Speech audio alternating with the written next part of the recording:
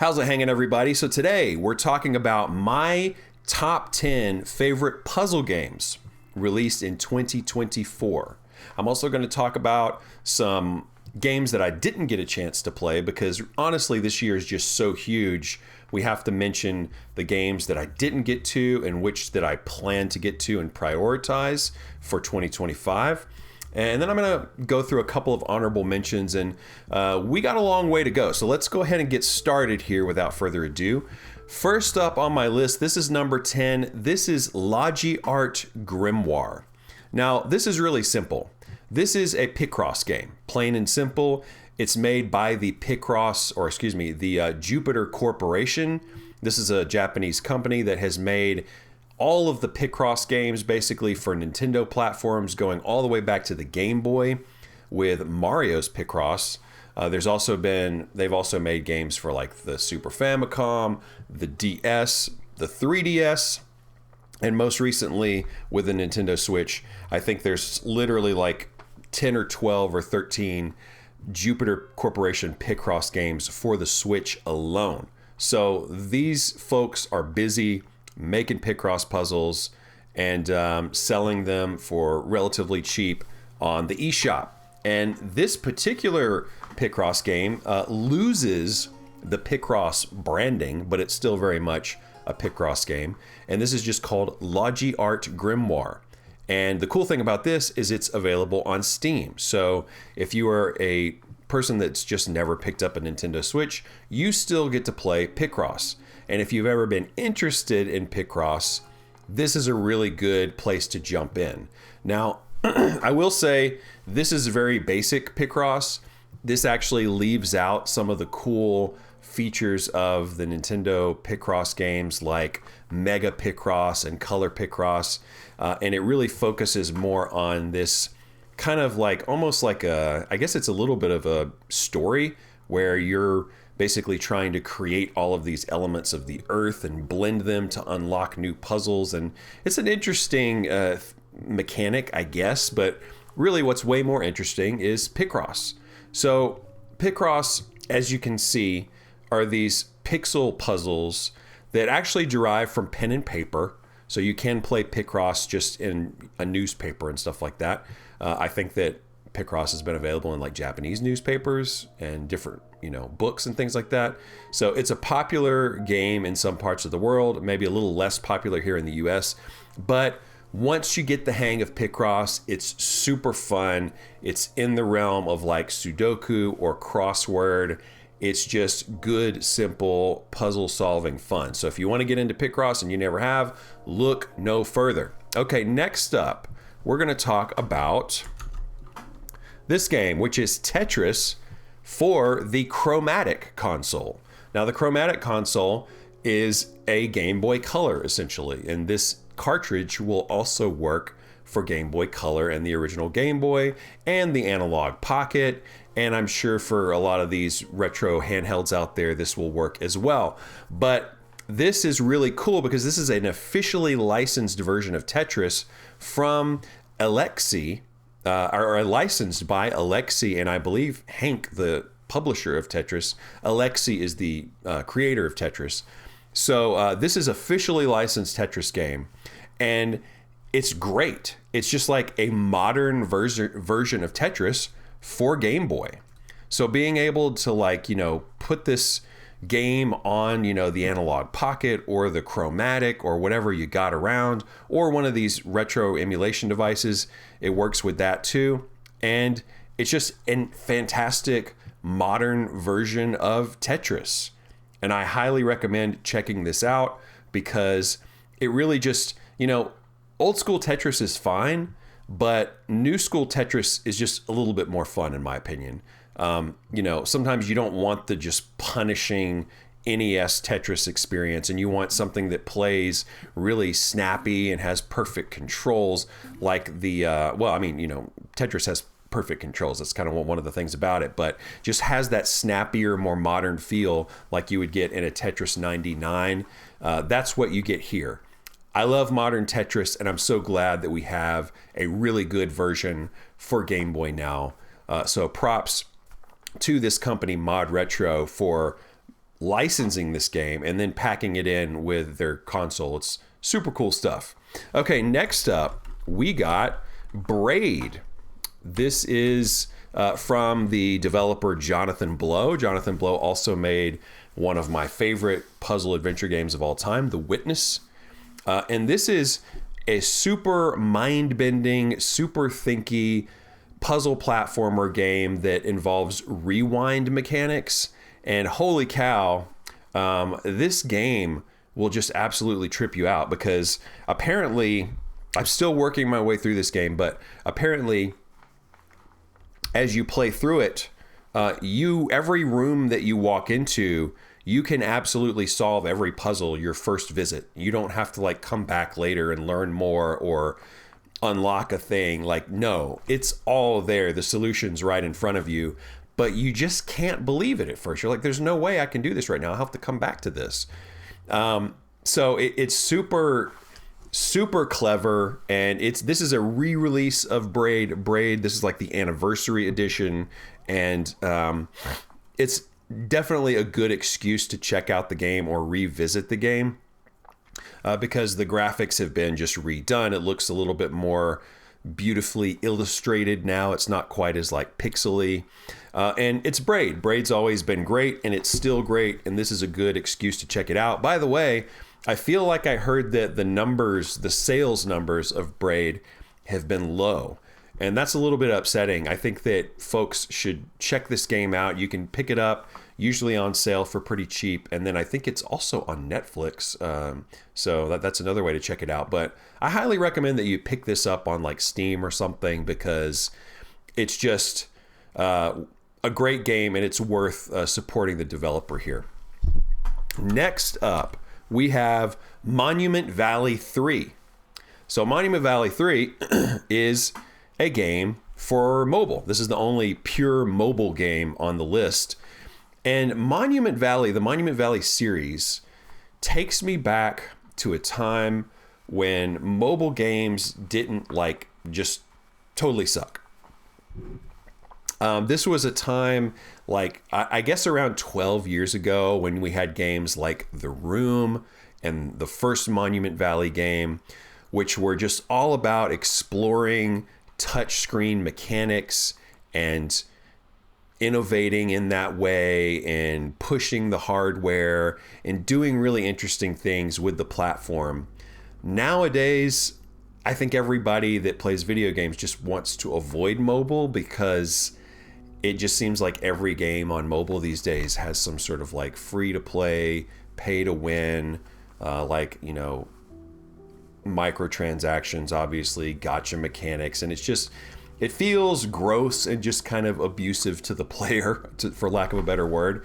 And then you have a game like Monument Valley, which just totally actually utilizes the touchscreen format in such a beautiful way. Every level is just an art installation. The puzzles here are not very difficult. It's kind of a game that almost plays itself a lot of the time.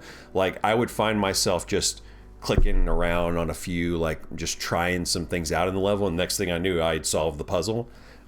It does, the difficulty does pick up a little bit towards the end, but it's very manageable. It's truly a very casual game, and it's these are art installations, essentially, is the way I look at it. Any moment in this game is like a poster that you would be proud to hang on your wall. As far as how Monument Valley 3 distinguishes itself from the first two games, it's kind of more of the same. There are some new mechanics that you get to explore here and there, and some surprises. There's a couple of levels that are very experimental and kind of trippy, and I kind of wish there were a few more of those. I think there's really one that comes to mind. But this is worth checking out. It's on Netflix, so if you have a Netflix account, you can use that account to just like download the game on your iPhone or iPad or Android device and log into your Netflix, and then boom, there you go, you're playing Monument Valley. So I was happy to check this out. It took about an hour and a half to play, or like 2 hours to play or something. So it goes by really fast, but it is very cool. And, you know, if you you don't really have to pay for it if you subscribe to Netflix. Next up, we're going to talk about Tetris Forever. Another Tetris game. Who knew we would get 2 quality Tetris titles in 2024? But here we are. It's the 30th anniversary, so it kind of makes sense.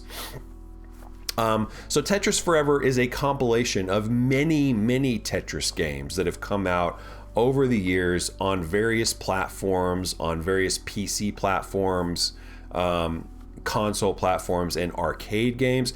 It kind of covers the gamut, and it's missing some very obvious omissions, like, you know, the NES version of Tetris, which is obviously like the main one, but it is a documentary. That's really the point of the product here. Tetris Forever is a brilliant documentary. It's not like a game compilation with a bit of kind of documentary footage sort of tacked on the end. No, this is a full documentary experience where you go through the inception of Tetris to the initial publishing of Tetris. It tells you the story of Alexei, the Tetris creator, and Henk, who is the publisher of Tetris. These guys met back in the 1980s. Such an unlikely story that we would even have Tetris because of it was created in the Soviet Union, and there was all this. It was very difficult to get it published. You basically had to do a deal with the government to, you know, export anything from Russia. So it was very illuminating to watch the story of Tetris and the origins, and then all the cool stories about these random little different Tetris games that came out over the years. Very, very happy to have this, and it's made by Digital Eclipse. They also made like Atari 50, which is also similar structure of like a documentary film. Wow, this is really great. I'm still working my way through the documentary bits, and I'm playing all the games as I go, because that's kind of the theme of the documentary is you're learning about all these games and then you get to play them. And I don't know if you guys knew this, but some Tetris versions had the weirdest control schemes. I'm talking like, you know, the B and the A button will move the piece back and forth, and the up button will rotate the piece. Just crazy stuff like that. That's, I almost feel like my brain is going to just break and I'll never be able to play Tetris again because I'm trying to play it all these different ways. But truly fascinating stuff. Such a quality release, and it's really, it's a cool sort of intersection point between film and video games, and I can't wait to get into the multiplayer. There's a multiplayer sort of gauntlet mode where you're playing all these different versions of Tetris, and you gotta do the right control schemes, and you gotta remember how to play that particular version of Tetris, and it just keeps mixing it up on you. I can't wait to get into that. Honestly, I haven't even touched it, but yeah, I could go on about Tetris forever, but I'm gonna stop there. Next up is my number 5, and that is UFO 50. UFO 50 is not a puzzle game in and of itself, but it is a compilation of 50 NES style 8-bit style games that were created for the UFO, which is like a fictitious 1980s game console. And this is my game of the year, basically. UFO 50, it's my number 5 puzzle game of the year, but in terms of just like, you know, what is my actual game of the year, it has to be UFO 50. I have spent so much time really on like 10 games. There's so much more to explore. It's completely overwhelming, the quality and the love that went into this compilation. I really need to keep this short because I could really go on about UFO 50 for hours and hours. But the puzzle game that I really sort of clicked with in this collection is Camouflage. It's a very simple sort of top-down, kind of not exactly a Sokoban style game, but it's just a simple top-down puzzle game that is brief and kind of genius and not too hard to understand, definitely tricky, and I had a lot of fun with it. There's also a bunch of other puzzle games in the collection. Barbuta is the first game in the chronology of the collection, and it is like a very obtuse puzzle platformer Metroidvania type of game. There's also Block Koala, which is probably one of the better games in the collection. It's just like a push block. What do you call it? What do we got going on here? I don't know why this is playing an ad. Oh well. So Block Koala is like one of the cooler games in the collection. Sokoban style block pushing puzzles. I heard someone say that it matches the just the mind-bending craziness of like something like Baba Is You, which is one of my favorite puzzle games out there these days. There's also Night Manor, which is a point-and-click style horror game. So this collection has it all. It has tons of puzzle games and tons of everything else. Go check out UFO 50. It's $25. You're getting 50 games. They're not mini games. They're full-fledged releases. You're getting this collection for only $25, assuming it's not on sale. Okay, next up is Thank Goodness You're Here. This is a game that I was just perusing, trying to find games that I might want to include on the list here that I missed. And this is one that I realized was really short, and I could probably just pick it up and play through it really quickly, and then maybe consider it for the list. And boy, oh boy, am I glad that I did. This is the funniest game that I've ever played. Okay, maybe it's a tie between this and Hypnospace Outlaw, which is like a hilarious game that came out around 2019. But this game, okay, in terms of puzzle mechanics, they're very light. So if you want like a super thinky puzzle game, this is not that. But you will enjoy this game if you actually bother to play through it, because it's only about like 2 hours long or something. But the humor is just nonstop. Super like aggressive. Everywhere you go, you're reading a sign that says something insane, or you're hearing character dialogue, or you're hearing an interaction between two characters, and the hilarity just doesn't stop. It's just, and it's incredibly British humor. I think the two guys that made this game are from Yorkshire in the UK, and this game is based in Yorkshire, so tons of like regional humor. And I didn't really necessarily understand all the humor. I'm sure there's a lot of like depth that I'm missing, but it's still hilarious. Like, you don't need to know much about Yorkshire to like absolutely love this game. I mean, usually when a game is funny, I'll chuckle here and there, and that's it. With this game, I was like holding back laughter the whole time. I mean, everything that happens in the game is funny. Every time your character moves a few steps, you see something else that's just crazy and hilarious. It's a very surrealist game. It's a very casual, like obviously the comic style game, as you can see. But it's just, you owe yourself to play this game for 2 hours and just absolutely laugh it up like you've never laughed it up before. Again, one of the funniest, if not the funniest game I've ever played. Definitely highly recommend Thank Goodness You're Here. Okay, next up is my number 3. We're getting into the coveted top 3 here, and that would be Isles of Sea and Sky. Okay, this, when I saw the game, when I saw the trailer, I knew I was going to love it, and I did love it. And this is a Link's Awakening looking giant open world puzzle adventure that is based on like Sokoban. If you don't know what Sokoban is, it's like block pushing puzzles. So that's what this is. Lots of block pushing and some very obtuse puzzles. I think one thing that bothers me a little bit about this game is certain puzzles you just don't know if you're even capable of solving them when you enter that space or that room. So you might waste some time But if you're okay with a little bit of that, then you're going to have so much fun with this game. If anything that I just said sounds interesting to you, Link's Awakening, Sokoban, open world puzzle adventure.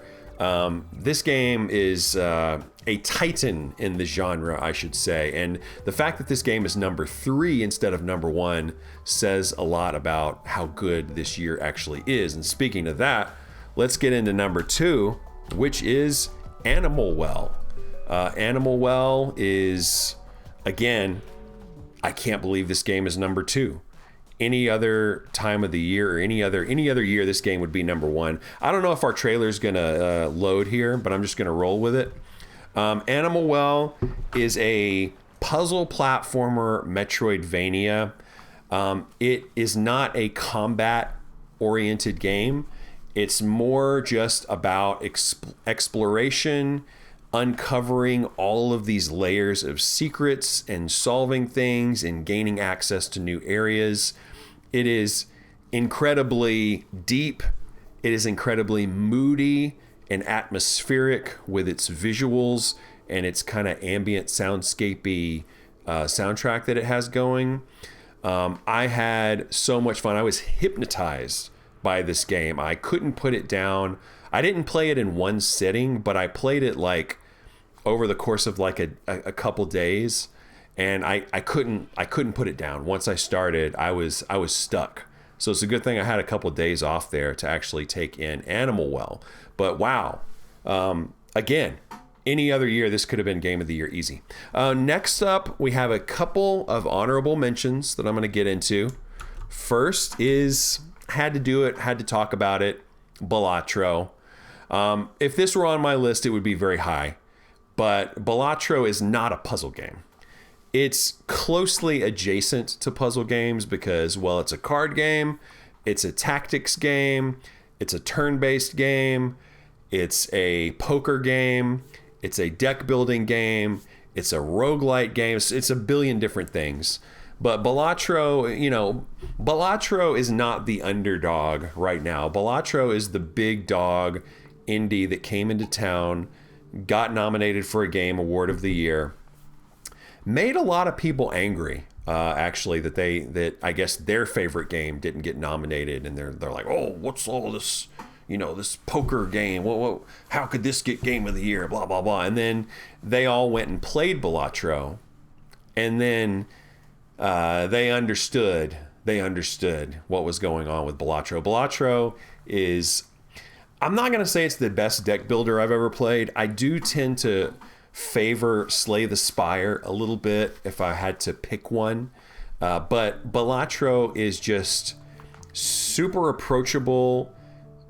It will probably not take you very long to win your first run. I mean, it took me, a little while to win my first run, but once you win that first run, you're off and running. You're going to be winning lots and lots of runs because you've put things together. You understand. Really, the game is all about learning the different mechanics, the different options that you have, and when to use what option. It's all about just constant choice making, decision making.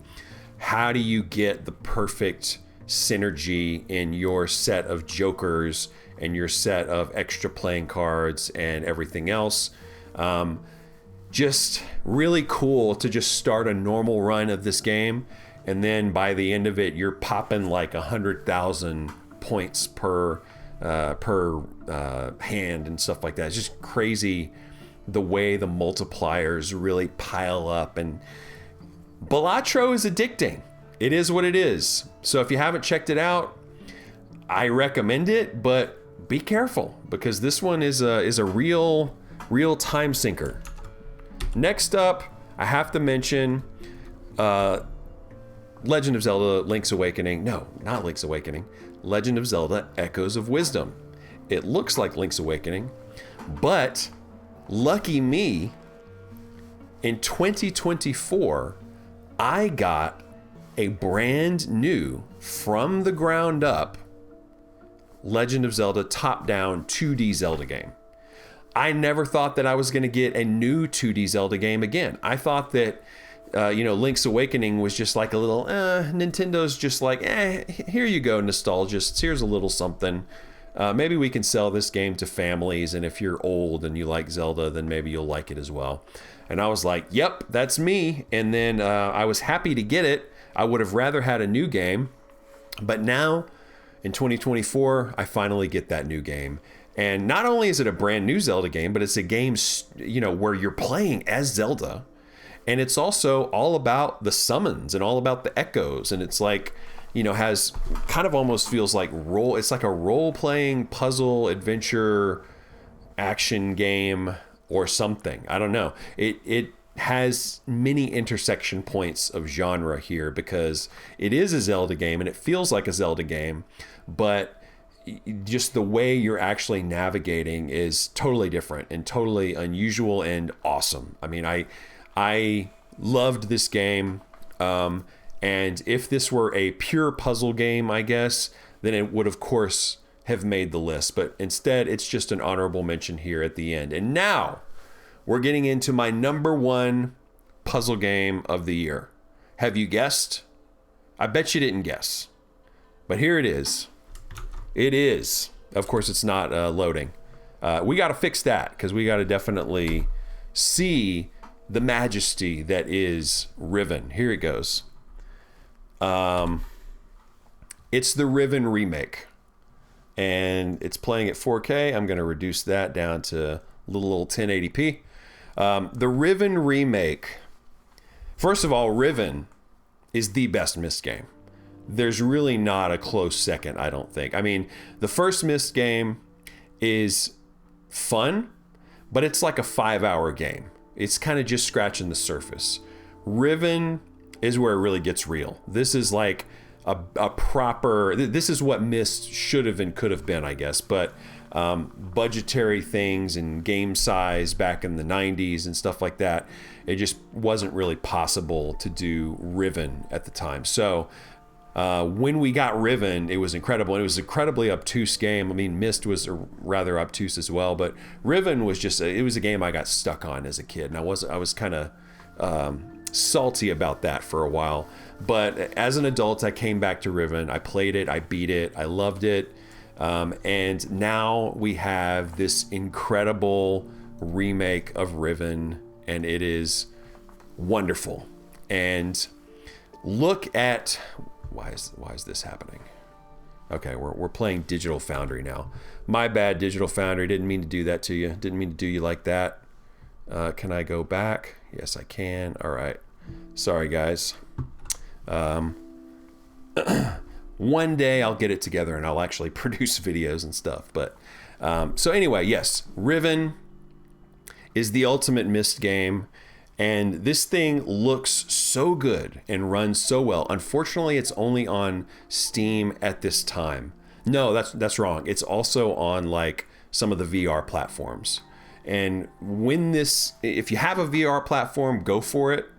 If you have a PC, a decent PC, go for it. If you have a Steam Deck, go for it.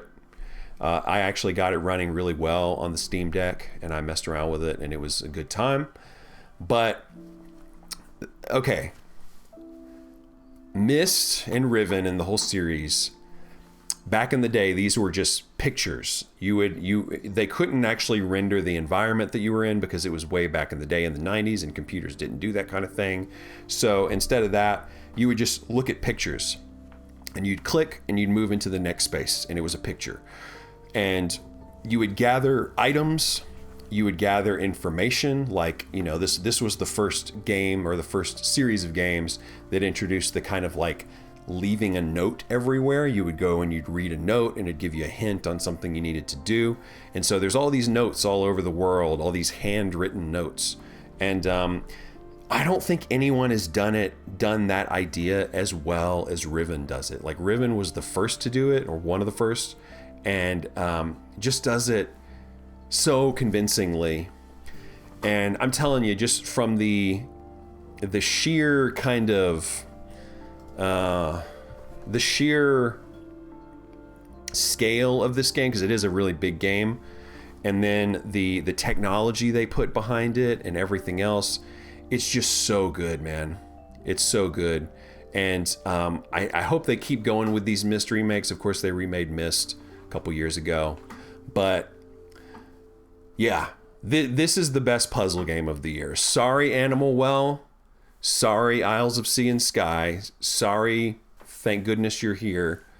But this is the game of the year. It is a masterpiece, as they say. And if you don't have a PC, wait for it to come to other platforms. It eventually will. And that's all I have time for today, guys. Thanks for checking me out. I will see you later.